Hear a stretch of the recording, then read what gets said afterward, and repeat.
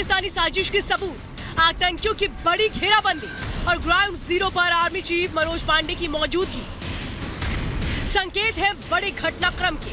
Ground zero पर army chief को देखकर पूछा जा रहा है, क्या कश्मीर में कुछ बड़ा होने वाला है? क्या पीओके में होने वाली है बड़ी स्ट्राइक? क्या आतंक सर्वनाश का ब्लूप्रिंट बन चुका है? आतंकियों ने अमन पसंद घाटी को एक बार फिर दहलाने की कोशिश की। पाक की नापाक साजिश के सबूत भी भारतीय सेना के हाथ लगे।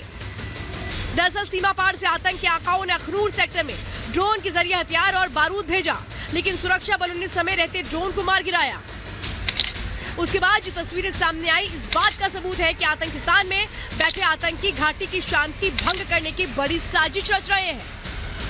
भारतीय सेना के साथ साथ जम्मू कश्मीर पुलिस को सरहद पर एक बड़ी कामयाबी मिली है। लाइन ऑफ कंट्रोल पर पाकिस्तान की तरफ से ड्रोन के जरिए हथियारों के एक बड़े जखीरे को भारतीय सरजमीन पर जो भेजा गया था उसे जो है बरामद किया गया है। इस जखीरे में बड़ी तादाद में आईडीज थी। 6 आईडीज को सुरक्षा बलों की तरफ से बरामद किया गया है। ये जो आप आईडीज देखेंगे इनमें RDX और कॉडेक्स है। इसके साथ साथ बैटरीज यहाँ पर और डेटोनेटर रिकवर किए गए हैं। एक पिस्टल, 2 मैगजीन, 30 राउंड और 35,000 रुपए कैश के साथ साथ ग्रेनेड जो है वो भारतीय सेना और जम्मू कश्मीर पुलिस ने इस साझा अभियान में रिकवर किया है।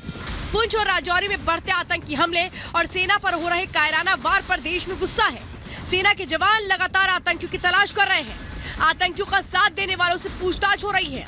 इन सभी घटनाक्रम के बीच सेना प्रमुख मनोज पांडे खुद पुंछ राजौरी सेक्टर पहुंचे। पुंछ राजौरी सेक्टर में आर्मी चीफ की मौजूदगी ने पाक आर्मी चीफ आसिम मुनीर और पाक की जमीन पर मौजूद आतंकी आकाओं की चिंता बढ़ा दी है। आर्मी चीफ ने सेना के कमांड अधिकारियों के साथ लंबी बैठक की। इन बैठकों के क्या मायने हैं, ये सवाल सबके जहन में है। क्या आतंक पर एक बार फिर करारा प्रहार होगा? क्या आतंकियों के लॉन्च पैड को निशाना बनाया जाएगा? क्या राजौरी की केसरी हिल्स पर बड़े एक्शन का प्लान बनाया गया है? क्या आतंक की गुफाओं को हमेशा के लिए खत्म किया जाएगा या एक बार फिर सेना सर्जिकल स्ट्राइक का ब्लूप्रिंट तैयार कर चुकी है? सेना के जवान आतंकियों के खात्मे के लिए सर्च ऑपरेशन चला रहे हैं। घुसपैठियों को ढेर किया जा रहा है, लेकिन सेना का ये एक्शन काफी नहीं है। ऐसे में जरूरी है कि एक ऐसा लोकल नेटवर्क डेवलप किया जाए जो घुसपैठियों की हरकत पर नजर रखे और आर्मी को पल पल की जानकारी दे। इससे आतंक के सफाए में काफी मदद मिलेगी। पाकिस्तान में एक अनजान साया बड़े बड़े आतंकियों को ठिकाने लगा रहा है। यही वजह है कि लश्कर-ए-तैयबा और हिजबुल मुजाहिदीन जैसे आतंकी संगठन खुलकर सामने आने से डर रहे हैं।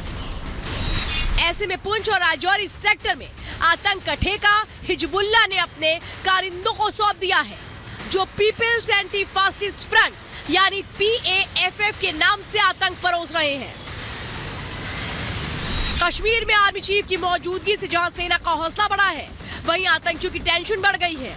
सेना किसी भी वक्त कोई बड़ा एक्शन ले सकती है। हो सकता है कि अगले 48 घंटे में आतंकियों के बड़े लॉन्च पैड सुलगते नजर आए। हो सकता है दहशत फैलाने की मंशा रखने वाले आतंकी नया सवेरा देखने के लिए जिंदा ही न रहे, क्योंकि इस बार होगा फाइनल प्रहार। Bureau report, Republic Bharat. और आइए अब आपको बताते हैं पाकिस्तान की वो नापाक साजिश जिसके जरिए कैसे वो घाटी में आतंक परोसने वाला है। घाटी में अशांति की कोशिश हो रही है, क्योंकि घाटी में शांति इससे बौखला गए हैं ये आतंकी। अब इनका आगे का प्लान क्या है ये समझिए। POK में इन्होंने लॉन्च पैड तैयार करे, जिसमें बताया जाता है 250 से 300 आतंकी वहां पर मौजूद हैं। इसके बाद ये क्या कर रहे हैं? ये कर रहे हैं कि वहां से जो आतंकी हैं उनको भारत में घुसपैठ की जरिए यहां पर भेजने की कोशिशें हो रही हैं, जो नामुमकिन है अब घुसपैठ कर पाना। पुंछ राजौरी में आतंक फैलाना इनका मकसद है। वो कोशिशें इनकी ओर से जारी है, जिसको इस वक्त एक तरह से नस्ते नाबूद किया जा रहा है। घाटी में छिपे हुए लगभग बताया जाता है 25 से 30 ऐसे आतंकी, जो इनको तमाम जानकारियां देते हैं। ये आतंकी एक्टिव है और इन्हीं पर इस वक्त नकेल कसने की तैयारी है। इसके बाद आप समझिए, ये बताया जाता है कि TRF से जुड़े हुए ये आतंकी है और इनको ही मदद की जाती है पाकिस्तान की ओर से, और गोरिल्ला युद्ध लड़ने में ये माहिर माने जाते हैं। तो पुंछ और राजौरी में खास तौर पे बताएं सर्च ऑपरेशन चल रहा है। चाहे हम बात करें कुलगाम की, हम बात करें शोपिया की या अनंतनाग की, कश्मीर में खास तौर पर अगर देखें तो इन जगहों पर सक्रिय आतंकी मौजूद है, क्योंकि यहाँ पर कई ऐसे ठिकाने हैं जहां पर ये आसानी से छिप सकते हैं। लेकिन किस तरह से इनका मुकाबला किया जा रहा है, वो हमारे वीर सपूत जो शहीद हुए हैं, देश उनकी शहादत का बदला लेकर रहेगा, ये बिल्कुल तय है। कैसे वीर सपूतों को आज अंतिम विदाई दी गई और कैसे ये कहा गया कि उनका बलिदान देश याद रखेगा और बदला जरूर लिया जाएगा। एक रिपोर्ट देखिए।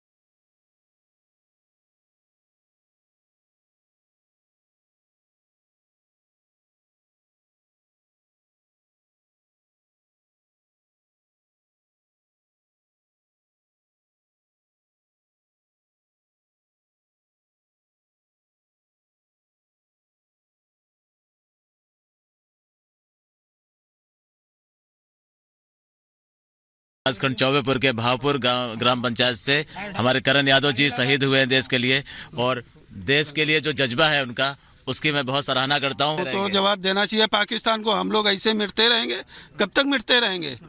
ये हमारा देश, हमारे फौजी भाई बॉर्डर पे हम लोगों के लिए इतना कर रहे हैं। जिस दिन करण की शहादत की खबर घर पहुंची तो कोहराम मच गया, गांव में सन्नाटा पसर गया। शहीद के घर के बाहर रिश्तेदारों और ग्रामीणों का तांता लग गया। परिवार के मुताबिक करण ने वादा किया था कि बहन की शादी बड़ी धूमधाम से करूंगा, लेकिन देश से किए वादे को निभाते हुए करण पिता से किया हुआ वादा पूरा नहीं कर सका। करण सिंह के साथ ही देश के 3 और सपूतों ने बलिदान दिया। कोटद्वार के राइफलमैन गौतम कुमार और चमोली के शहीद वीरेंद्र सिंह के पार्थिव शरीर भी तिरंगे में लिपटे जॉली ग्रांट एयरपोर्ट पहुंचे, जहां खुद मुख्यमंत्री पुष्कर सिंह धामी ने उन्हें श्रद्धांजलि दी। इस दौरान सीएम धामी ने शहीद के परिवार वालों को ढांढस बंधाया, साथ ही हर पल सैनिकों के परिवार के साथ खड़े रहने का भरोसा भी दिया। जहां करण, गौतम और वीरेंद्र के गांव में शोक की लहर है, वहीं पुंछ में जवानों पर कायराना हमले से पूरे देश में गुस्सा है। शहीदों के परिजन ही नहीं बल्कि देश का हर शख्स चाहता है कि शहादत का बदला लिया जाए और आतंकियों का ऐसा हश्र हो कि वो दोबारा देश की तरफ बुरी नजर से ना देख सके।